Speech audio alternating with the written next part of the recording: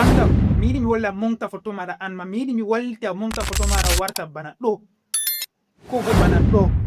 je a yiɗi check mi yiɗi mi holle a wara monta photo maɗa bana ni majum a posta story maɗa je Facebook a posta story maɗa je Instagram a posta story maɗa je WhatsApp himɓe laara ɓe wiya oɗo kam caméra téléphone mako ɗo laaɓa ɓe nastama an ka tefama karti a war filman be téléphone maɗo ngam ɗime ngam photo majum woɗi amma ha studio yahi a filmi photo majum nana bo ha quartier caka leɗɗeji noy ɓe ko nande majum ngam majum yiɗi mi holli ni wata monta photo maɗa bana ni majum warta bani yimɓe fere ɓe ɗo andi yimɓe fere ɓe andani gata monta photo je banni majum amma an je a anda tokkam nder video ɗo iga fuɗɗam hara gare mi holle ni wata monta photo majum nder téléphone maɗa je Android e nonnon be application fere mi hollita ya télécharge a monta photo maɗa bana ni majum wala mo wawata fanno aɗa jogo téléphone Android amma a wara monta photo maɗa bana ni majum amma bindi ɗon je a windata ha les photo maɗa heɓa monta warta banni majum bindi majum ɗo fottai mi wata non bindi man haɗo mi fottai bo mi jangana on koca on jaha on binda ba a'a wolwanan gal WhatsApp numéro an ɗon 694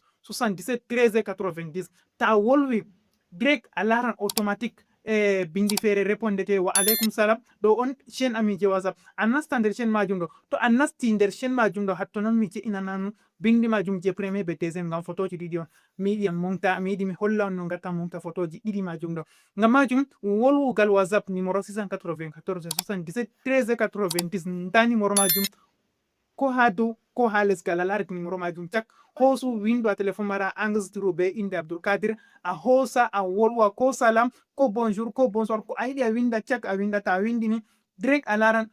mi répondete be ɗo on chaine ami je WhatsApp a hosa a clique a yaha a wana suivre chaine WhatsApp majum nder chaine majum mi je'inanan bindi majum a wara a waɗa kulle a kopa bindi majum a yaha a monta photo maɗa ɗon pat majum mi hollate ni a watta a waɗira ɗo majum ha video je yeso en dilla mi holle no a waɗirta kuiji majum amma hidde ko majum chaine meɗen je YouTube Abdoulkadir abonu partage like e nonnon Facebook Abdoulkadir abonu partage like e nonnon TikTok Abdoulkadir abonu partage like ngam heɓugo video ji fere fere dow ko larani tindinoje application ji ko bo mi tindinore téléphone Android je no ngara ngam majum en dilla ha nder video majum bana ni aran ko wata ka wara tefa application ma je Play Store heɓa télécharge application je Gemini majum mi holle nda ɗum ɗon application Gemini mi tammai ma to woli famɗan himɓe je application majum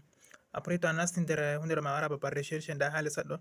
to wari babal recherche a nasta hosa winda Gemini nda no a windirta Gemini majum bani a mema haɗɗo alors a mema haɗɗo mema haɗɗo a mema haɗɗo ok en diwina kam a waɗa ni Gemini sai a waɗa recherche ta wandi recherche waddante application man bana ni a hosa a télécharge amma ta télécharge a yiɗa huwa be majum sai wona aɗo hutinira be Orange connexion ma aɗo huwira ngal Orange to be MTN bo nden kam wona aɗo connecti application connexion gratuit ɗo nda mi ɗon be MTN wala connexion ha Orange am nden fayin bo mari connecti be application connexion je gratuit donc kala marɗo haje application man kanjum fu ɗum ɗon min ɗo hokkira ɗum inchallah ɗon je 2 giga par jour ɗon bo je 1 giga par jour inchallah donc kala marɗo haje pat o foti wolwona no heɓa ok en dilla kadi a télécharge application Gemini man timmi ko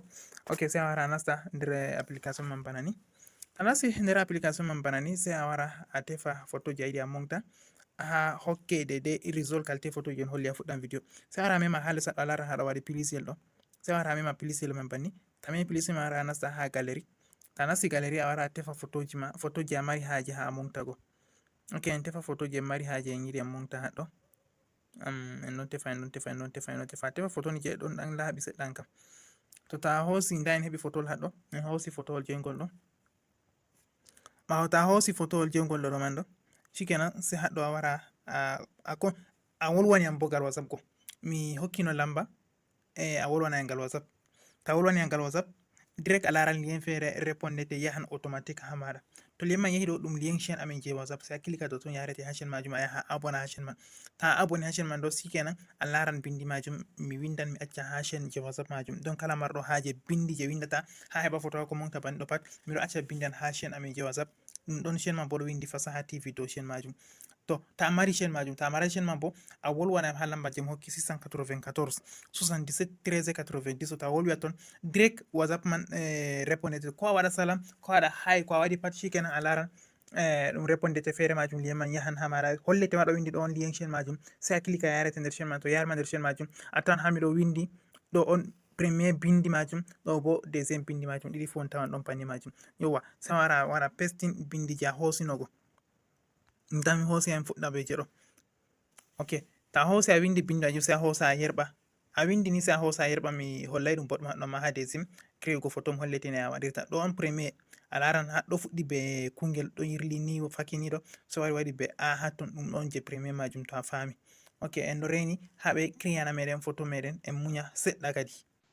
ok nda photo meɗen créi amma ɓe salli ittango hifnere do hore an kandi to me largo sarla dani ha toggore woɗere nden bo be hifnere Allah ya salam amma bona woɗi ok na lari ɓe créani am fu ta hosi a yerɓi photo maɗa bindi je mi wima ɗo directly ɓe créante photo maɗa warata banni a wara a posta e satiba to a yaha studio manga ɓe filmi maɗa photo ok en yaha ha deuxiéme montugo photo en yaha en monta photo je deuxiéme fayin a wara a nasta ha plisel a hosa photo je a mari haje yiɗi ɓe montane man fayin bana na waɗi nane goni donc ok en tefa photo je en yiɗi bawigo en hosi photo je ɗo fayin sai wara a mema haɗo waɗi down haɗo ok ta memi ha ton shikenan waddante banni sai hosa wara a winda deuxiéme bindigo a nasta ha gal chaine whatsapp go par exemple en ni han holla no par exemple en nda banni on a larata bindi majum ɗo on ɗo bindi je premier to ha chaine whatsapp majum a laran bindi ɗon banni mi yerɓai ɗum ha chaine majum tagam nda bindi majum ɗo daga fuɗɗam je premier ɗon nda ɗum ni an kam ta ini to ton nini shikenan waddante banni sai wara mema nda ha dow haɗɗo ha toɓɓe tati ɗo ta memi ha toɓɓe tati ɗo sai hollete nda copy sai a hosa copy shikenan sai a lora ha application go en timini be bindi joɗa en copy je deuxiéme ɗum holle ne matta nda lara je deuxiéme man nda be titol ni ha caka man ɗo sai hosa wara copy je deuxiéme man ta i to ton a wara haɗɗo sai wara waɗa copy haɗɗo to ta waɗi copy sai a hosa lora ha application je Gemini go a artina hosi photo kam lutti takam windugo sai a hosa wara winda banni je copy go a laran ɗum banni sai a mema ɗum ɗo ton ta memi ni sai a wara a yerɓa tan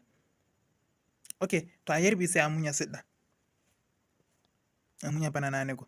amma wona aɗo koni orange to na be orange bo be MTN amma be MTN ɗo sai wona aɗo connecti be kileje connexion gratuit ɗo so na ɗo ngam to connexion man normal connexion maɗa ha MTN ɗum waɗanta maɗa ok mi tammi en paami taƴite abonugo ha chaine meɗen je fasaha tv gal youtube nana ɗum fasaha Abdulkadir on non lari photo kan da e montini ni woɗugo yo ɗo na ɓuri janane woɗugo de dene mundi banni majum ɓe watani amma toggore ɓalere sai woɗugo wara posta e satima tan aɗo burka himɓeji ya salam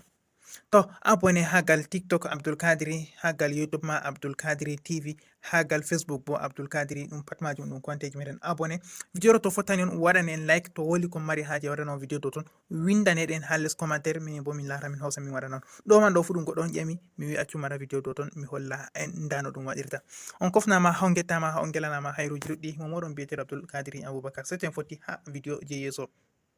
tata bo yejjite partage go useni partage no woɓɓe feere ɓe ndara ɓe nafitoro.